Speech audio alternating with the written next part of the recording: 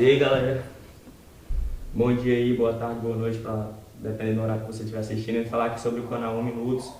Nós inauguramos esse canal agora com a intenção de fazer nada mesmo, porque na final todos somos prostitutos, todo mundo atrás de dinheiro.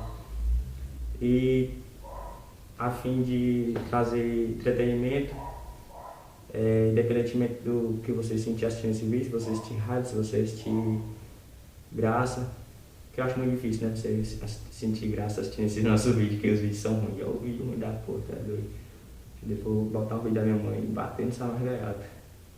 Pois é, né, e tô colocando aí com a galera, reunindo os caras aí, os atores, chamando os caras do Projac, lá da Malhação, mas ninguém quiser falar, só tem uns carinhas aparecendo aí, tem o câmera aqui que tá filmando aqui, querendo trabalhar. Ei, mexe essa calça, moço, coloca essa calça.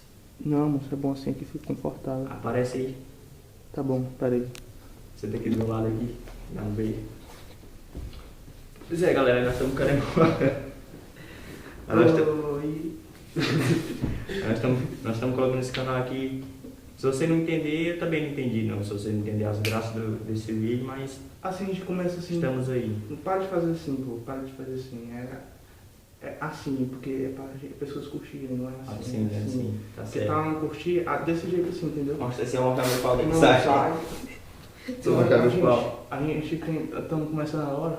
Então eu não quero fazer aquele negócio assim de comprar agora aquela câmera zona e tal, fazer aquele negócio. Para, pô.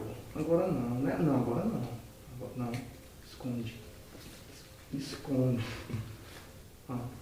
Pois é, uma coisa assim, simples, depois evoluir.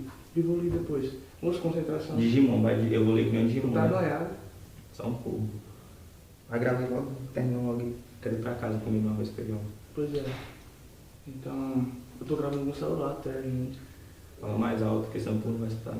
Pois é. É isso então, galera. Fui!